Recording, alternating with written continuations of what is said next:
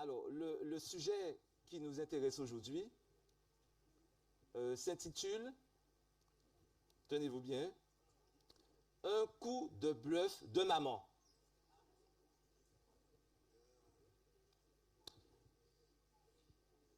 J'avoue que c'est un titre un peu bluffant.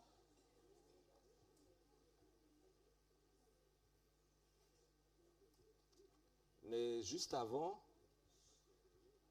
d'avancer plus dans le sujet, vous connaissez déjà mes habitudes. Je réserve toujours 1 à 2 minutes pour faire honneur à la parole de Dieu. C'est un temps où on fait l'éloge de la parole de Dieu en évoquant des versets que nous chérissons, que nous affectionnons. Et ce matin, j'aimerais crier à tue-tête, à plein gosier, certains versets qui soutiennent cette réalité que la parole de Dieu est authentique, véridique, crédible, fiable, d'actualité. La parole de Dieu est pertinente. Il y a un verset que je voudrais évoquer d'entrée de jeu, c'est le verset du psaume 12, verset 7, qui me fait penser à Marthe, qu'il a évoqué il n'y a pas longtemps. Ah, tu ne te rappelles pas, mais quand tu l'as dit, j'ai dit, waouh, super verset. Psaume 12, verset 7. Les paroles de l'Éternel sont des paroles pures, un argent éprouvé sur terre au creuset, et combien de fois? 7 fois épuré. Amen, alléluia. Et je peux évoquer aussi le psaume 119, verset 130, qui me fait penser à Daniel, qu'il a évoqué il n'y a pas longtemps. La révélation de tes paroles éclaire, elle donne de l'intelligence aux simples. Amen, alléluia. Il y a d'autres versets que nous pouvons citer et qui soutiennent bien ces réalités. Par exemple, Jean 8, verset 32. Vous connaîtrez la vérité et la vérité vous affranchira. Et ensuite, Jean 8, verset 36. Si donc le Fils vous affranchit, vous serez comment? Réellement libre. Vous serez réellement libre. Psaume 119, verset 105. Ta parole est et une lumière. Ah, voilà. Psaume 119, verset 103. Que tes paroles sont douces à mon palais, Némuel. Plus que le miel à ma bouche. Amen, alléluia. Nous pouvons nous arrêter là parce que s'il faut réciter tous les versets comme ça, il y en a un bon paquet, n'est-ce pas? Maintenant, je voudrais juste jouer un petit peu avec vous. Pendant 1 minute, je vais lire un verset de la Bible tiré de l'Ancien Testament et vous aurez l'honneur de me dire, non pas la référence, à quoi fait allusion le verset que je lis, en lien avec la vie de Jésus dans le Nouveau Testament. C'est parti, le premier verset, Zacharie 11, verset 12. Je leur dis, si vous le trouvez bon, donnez-moi mon salaire, sinon, ne le donnez pas. Ils pesèrent pour mon salaire 30 cycles d'argent. Alors, quand vous dites Jésus, oui, quand vous dites Judas, oui. Oh, quelle émotion, quel engouement, tout le monde veut parler en même temps. C'est dire que la parole de Dieu est intéressante, hein, voyez. Alors là, effectivement, ça fait allusion à ce Judas Iscariote qui a vendu Jésus pour combien d'argent? Voilà. Donc, on a la référence dans Matthieu 26, verset 15, et dit, Judas, que voulez-vous me donner? Et je vous le livrerai. Et ils lui payèrent 30 pièces d'argent. Donc, on a bien la répercussion dans le Nouveau Testament. Deuxième verset, deuxième et dernier verset maintenant. Zacharie 11, verset 13.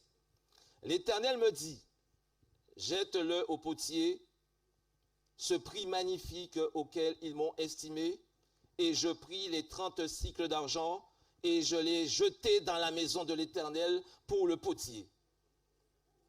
Alors, ça fait allusion à quoi? Eh bien, Judas encore, mais cette fois-ci, eh bien voilà. Voilà. Donc maintenant, il y a un élément supplémentaire, c'est qu'il semble bien que ce prophète qui a écrit plus de 400 ans avant Jésus-Christ, si je ne m'abuse, 350, Zacharie, eh bien, il est en train de révéler ce qui va se passer à l'endroit de Jésus concernant Judas. Non seulement il va le vendre pour 30 pièces d'argent, mais après, il aura tellement regretté d'avoir fait ça, il va jeter l'argent. C'est indiqué là. Tout est indiqué dans la parole de Dieu. On va s'arrêter là pour le jeu. Bien, alors maintenant, j'aimerais vous faire une confidence. Oh, c'est peut-être même un aveu. Et je vais essayer de vous le dire franchement, en toute honnêteté. Si aujourd'hui, vous attendez de ma part un sermon, une prédication, une étude biblique, une chronique spirituelle, un discours religieux, un prêchi-prêcha, vous vous mettez le doigt dans l'œil, c'est-à-dire que vous vous fourvoyez, vous vous êtes trompé de salle, d'endroit. Parce que, personnellement, ce que j'ai pour vous aujourd'hui ressemble plutôt à un coup de bluff. D'où le titre que j'ai annoncé en début d'intervention, un coup de bluff de maman. Un coup de bluff de maman. Alors, c'est une histoire vraie qui nous donne de remonter le temps. 1500 ans avant Jésus-Christ, dans les écrits de Moïse, et en particulier dans le livre de la Genèse. Et plus précisément encore, au chapitre 27 du livre de la Genèse. Si aujourd'hui, nous prenons le temps de considérer un épisode de la vie de ce personnage, c'est-à-dire Jacob, c'est parce que nous pensons qu'en réalité, il est un type de Jésus. Autrement, je ne vois pas l'intérêt de lire toutes ces histoires si je n'arrive pas substantiellement à voir en quoi ça pourrait avoir un lien avec Jésus. Parce que, rappelez-vous, quand Jésus était sur le chemin d'Emmaüs avec ses 2 disciples, il est bien indiqué que, commençant par les écrits de Moïse et par tous les prophètes, il leur expliqua dans toutes les Écritures ce qui le concernait. Par conséquent, quand je lis l'histoire de Jacob, j'ai bien envie de voir en quoi ce Jacob est un type de Jésus. Ça vous intéresse? Bien. Alors nous sommes au chapitre 27, vous disais-je, et voilà, il y a plusieurs versets. En résumé, il est dit que, voilà, Isaac, qui était le père de Jacob, était un peu vieux, enfin bien vieux, si bien qu'il était devenu aveugle. Et alors, sentant venir sa mort prochaine, il donc a exprimé le souhait de manger un dernier gibier de son fils aîné, Ésaü, qui avait l'art de chasser. Et bien sûr, il a envisagé, à cette occasion même, de donner la bénédiction à Ésaü, son aîné. Mais Rebecca, qui est l'épouse d'Isaac, donc la maman de Jacob, était tout près, elle était dans les parages et elle a entendu la conversation entre Isaac et Ésaü.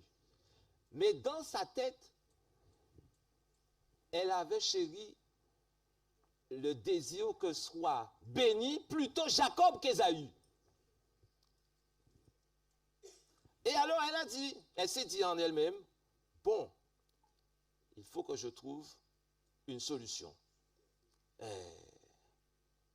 Et alors, Rebecca va mettre en place immédiatement un coup de bluff.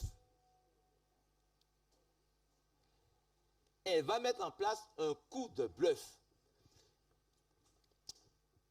Et si bien, quand elle va donc mettre en place les choses, au final, qu'est-ce qui va se passer? Eh bien, monsieur Jacob sera béni à la place d'Ésaü. Monsieur Jacob est béni à la place d'Ésaü. Quel coup de bluff monumental. Faire en sorte qu'il y ait une déviation de la bénédiction. Et nous lisons au verset 15 ce qui est indiqué du chapitre 27. Ensuite, Rebecca prit les vêtements d'Ésaü, son fils aîné, les plus beaux qui se trouvaient à la maison, et elle fit mettre à Jacob, elle les fit mettre à Jacob, son fils cadet. Elle couvrit ses mains de la peau des chevreaux et son cou qui était sans poil. Verset 21. Isaac dit à Jacob, approche-toi donc et que je te touche, mon fils, pour savoir si tu es mon fils Ésaü ou non. Il y avait un moyen de reconnaître, même s'il est aveugle. Jacob s'approcha d'Isaac, son père, qui le toucha, et dit, la voix est la voix de Jacob, mais les mains sont les mains d'Ésaü.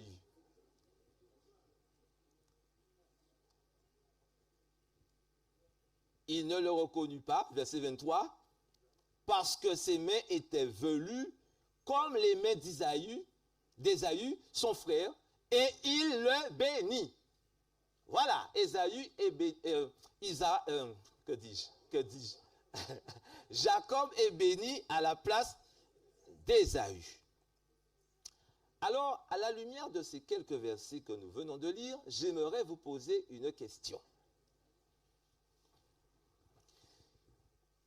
Quelle révélation prophétique en lien avec Jésus se dessine au travers de ce fameux coup de bluff?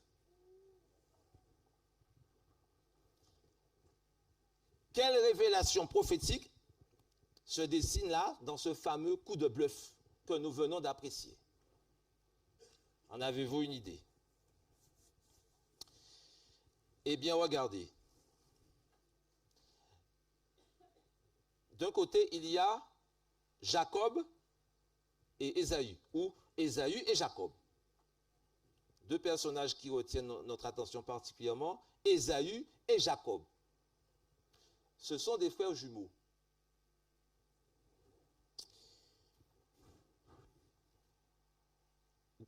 D'un côté, il y a Ésaü qui a vendu son droit d'aînesse pour de la nourriture, c'est-à-dire un plat de lentilles en l'occurrence. D'un autre côté, je vois qu'il y a des gens qui ont faim déjà.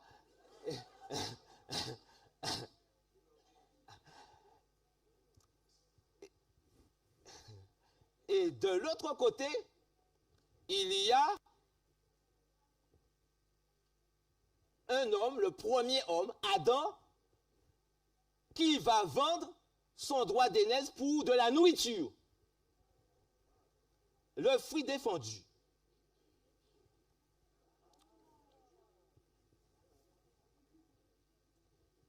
Il y a bien des révélations qui sont cachées là-dedans.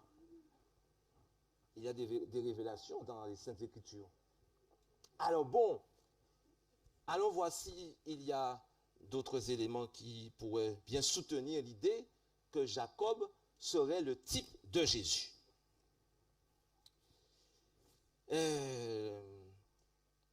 L'apôtre Paul fait une confirmation. Et c'est le verset qui a été lu ce matin par Maxime, brillamment. Merci beaucoup, Maxime. C'est 1 Corinthiens 15, verset 45. C'est pourquoi il est écrit, le premier homme, Adam, devint une âme vivante. Le dernier Adam est devenu un esprit vivifiant. Et oui, le premier Adam et le dernier Adam. Donc il y a deux, on aurait dit des jumeaux, mais on aurait dit c'est exprès que c'est fait de parler de premier Adam et deuxième Adam. Ça ressemble à des jumeaux. Alors le verset 45 dit bien, et premier homme, Adam, et dernier Adam. Regardez bien. Et on fait allusion à dernier Adam comme pour signifier que ce dernier Adam engloberait la totalité du premier. C'est comme si le dernier Adam englobe tout du premier et plus ce qu'il a intrinsèquement. Voilà. Ensuite, regardez ce qu'il est dit au verset 47. L'apôtre Paul qui parlait toujours au verset 47. Il parle maintenant du premier homme. Qu'est-ce qu'il dit le verset? Le premier homme tiré de la terre est terrestre. Le second homme est du ciel. C'est curieux, cette fois-ci, l'apôtre Paul ne dit pas le dernier homme. Comme il a dit au verset 45. Au verset 45, c'était le premier Adam et le dernier Adam. Mais maintenant, il dit le premier homme et le second. Il y a des détails des fois qui peuvent retenir notre attention. Et alors, ce petit détail est en train de signifier avec force que Jésus est venu non pas tout simplement comme Adam donner la vie et physique, matérielle aux êtres humains, mais pour donner une vie qui serait la vie éternelle. Je n'ai pas entendu. Jésus donc serait venu pour nous donner la vie éternelle. Qui n'a pas la vie éternelle ici? C'est pas que tu ne l'aies pas, c'est que peut-être qu'on ne t'a pas encore donné l'information. Que tu l'as.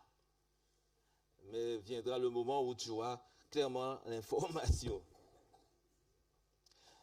Alors, de sorte que, on voit bien qu'il y a cette révélation qui est faite concernant ces deux Adams et qui ressemblent à des jumeaux.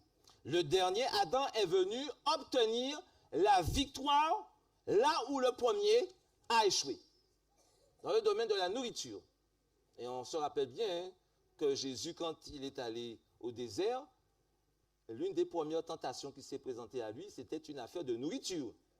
Et oui, le tentateur lui a dit, mais regarde, toutes ces pierres jolies qui sont là, tu pourrais en faire de super brioches pour qu'on puisse, n'est-ce pas? Mais Jésus ne s'est pas fait avoir.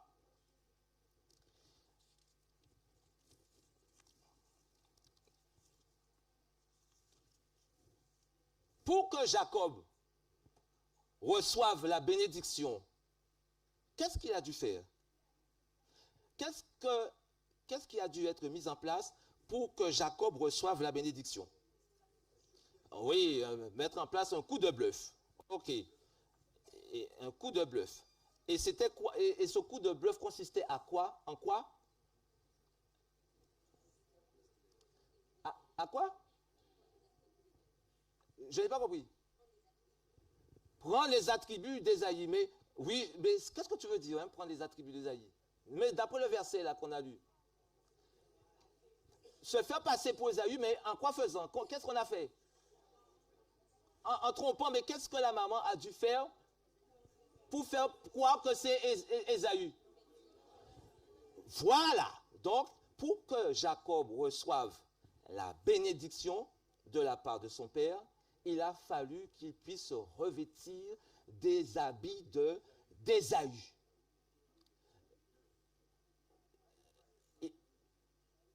Comment?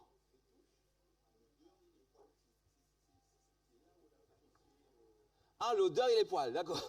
Je ne comprenais pas ce que tu disais. Donc tu évoques l'odeur et les poils, d'accord. Mais je voudrais insister sur le fait que Jacob a dû être revêtu de l'entièreté des choses concernant Ésaü, c'est-à-dire les vêtements d'Ésaü. Il a dû se revêtir des vêtements d'Ésaü. N'est-ce pas? On a dû mettre des poils de chevaux pour faire croire qu'il est Ésaü. Mais la maman a choisi les plus beaux vêtements d'Ésaü. Eh bien, il y a aussi cette appréciation concernant le Fils de Dieu, concernant Jésus. Pour que Jésus soit l'auteur de grandes bénédictions spirituelles en notre faveur, qu'est-ce qu'il a dû faire? Tout comme Jacob, qu'est-ce qu'il a dû faire? C'est-à-dire l'histoire de Jacob nous indique qu'est-ce que ce Jésus allait faire pour que nous soyons au bénéfice de grandes bénédictions spirituelles. Et c'était quoi? Qu'est-ce que Jésus a dû faire? Quoi? Comment? Il s'est substitué, mais ce n'est pas simplement ce que je veux entendre. Comment? Il s'est dépouillé? Oui, voilà. Il a dû, parce que c'est une question de revêtement, de se vêtir comme Jacob s'est vêtu, comme Ésaü. Jésus a dû se vêtir comme Adam.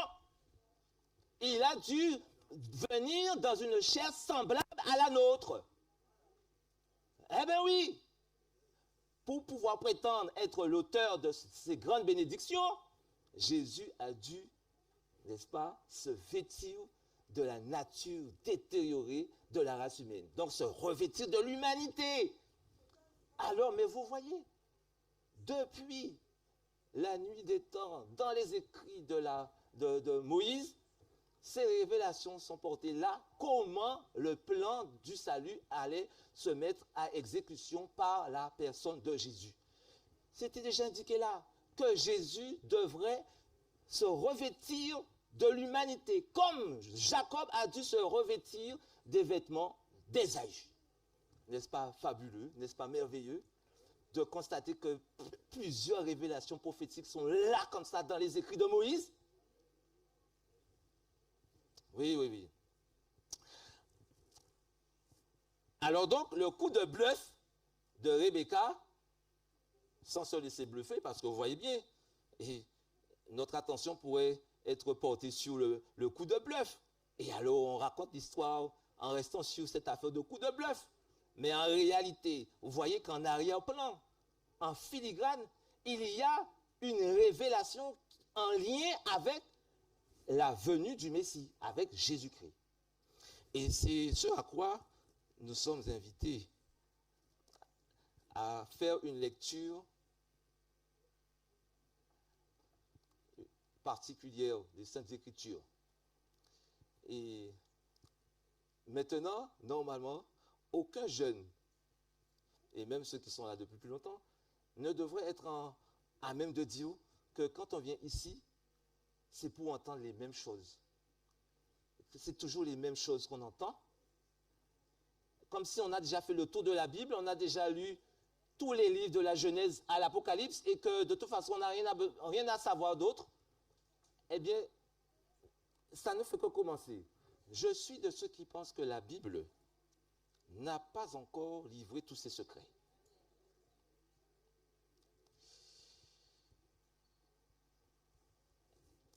Quelle heure est-il? Oh, oh. Eh bien voilà. Eh bien voilà, je suis vraiment un peu... voilà. Alors terminons avec, terminons avec un dernier élément supplémentaire qui nous montre bien que Jacob, l'histoire de Jacob, la vie de Jacob, comme d'autres personnages bibliques. Là, aujourd'hui, on est sur Jacob, mais c'est comme d'autres personnages bibliques. De toute façon, pour ceux qui étaient là la dernière fois, vous avez bien vu qu'on a pu considérer Adam, on a pu considérer Joseph, on a vu que les différents personnages bibliques portent aussi dans leur vie des révélations en lien avec Jésus. Mais là, prenons Genèse 25, verset 26 pour terminer. Genèse 25, verset 26. Ensuite sortit son frère, dont la main tenait le talon d'Ésaü, et on lui donna le nom de Jacob. Isaac était âgé de 60 ans lorsqu'ils l'acquirent. Et bien voilà, il y a dans ce verset un détail qui n'est pas anodin et qui pourrait retenir notre attention parce qu'il renvoie à l'une des allusions faites au début du livre de la Genèse et en lien avec le Rédempteur, en lien avec le plan de la rédemption. Retenons bien, talon. Il tenait le talon d'Ésaü. Et vous connaissez très bien Genèse 3, verset 15. Mais oui, en général, on dit que c'est là la première allusion faite au Messie, au Rédempteur, au plan de la rédemption. Et bien, c'est écrit. Je mettrai inimitié entre toi et la femme, entre ta postérité et sa postérité. Celle-ci t'écrasera la tête et tu lui blesseras le talon. Eh bien, le mot talon est là.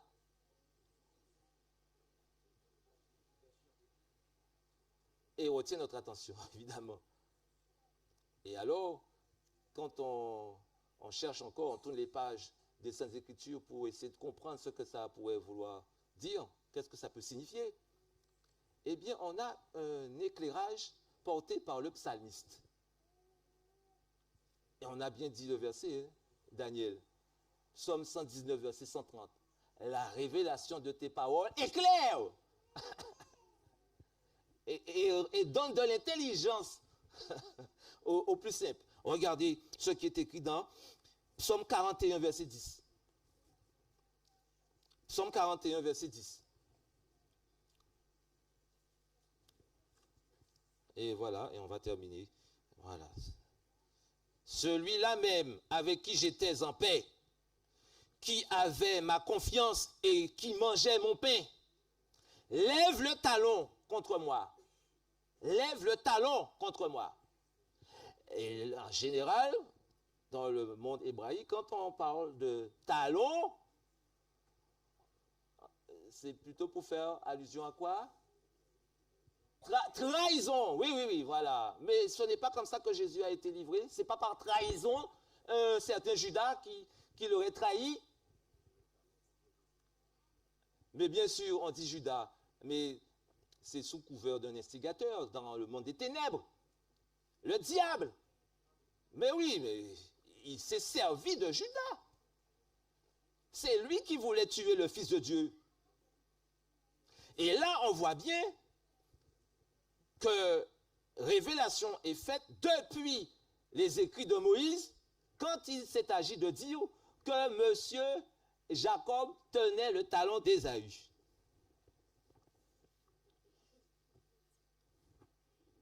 Voilà des détails qui pourraient paraître insignifiants, mais qui ont bien évidemment leur pesant d'or. Alors, pendant que nous y sommes, dans Genèse 3, verset 15, que pourrait signifier alors et tu lui écraseras la tête alors? Si blessera le talon signifie trahison et blessera la tête. Au fait, je vous le dis, quand on lit ce verset, ça pourrait faire allusion à quoi? Ça renvoie à quoi? Comment? J'ai entendu. Qui est-ce qui dit ça? Hein? Ah, Étienne qui dit ça. Jusque-là, j'entends ça tout près là. Mais, au calvaire, effectivement. Au calvaire, c'est-à-dire. Alléluia, tout à fait. Eh bien, ça nous renvoie effectivement à Matthieu 27, verset 33, qui précise bien le lieu où Jésus a été crucifié. C'est à Golgotha qui signifie crâne. Comme pour bien indiquer que ce Jésus, là, par sa mort, a remporté la victoire sur le diable. Il a triomphé. Et on précise bien que c'est au lieu indiqué, qui s'appelle le crâne, pour vraiment faire un retentissement de Genèse 3, verset 15. Il t'écrasera la tête. Qu'est-ce que tu dis? Ah bon, d'accord. T'écrasera la tête. Alors, terminons. Et c'en est assez pour aujourd'hui. Eh bien, je continue à soutenir cette idée que la Bible regorge de révélations, et en particulier les livres de l'Ancien Testament. Même si on pourrait considérer qu'ils sont un peu dépassés, mais regardez combien ils sont d'actualité. Jésus, sur le chemin d'Emmaüs, a commencé par Moïse et tous les prophètes et a expliqué dans toutes les Écritures, donc en commençant par Genèse, Exode. Vous pensez que Jésus a fait allusion à l'histoire de Jacob quand il parlait aux deux disciples d'Emmaüs? Que vous en pensez? Vous pensez qu'il a parlé de Jacob? Bon, peu importe. Moi, tout ce que je sais, c'est comme ça qu'il a procédé. C'est qu'il est allé dans l'Ancien Testament pour pouvoir expliquer ce qui le concernait. Jacob, enchâssé dans le coup de bluff de Rebecca, reste sans doute, comme tous les autres personnages bibliques, une source abondante de révélations prophétiques. À nous de les découvrir avec l'aide du Saint-Esprit. Je prie Dieu, à l'instar des deux disciples, sur la route d'Emmaüs, qu'à l'écho des révélations bibliques, nos cœurs brûlent, s'enflamment au-dedans de nous, à mesure que nous entendons l'écho de la voix du Saint-Esprit au travers des Saintes Écritures. À mesure que notre esprit s'ouvre à l'influence divine. Tout le souhait pour moi aujourd'hui, c'est que nous puissions persévérer dans la recherche de ce Jésus, dans les écrits de Moïse et de tous les prophètes.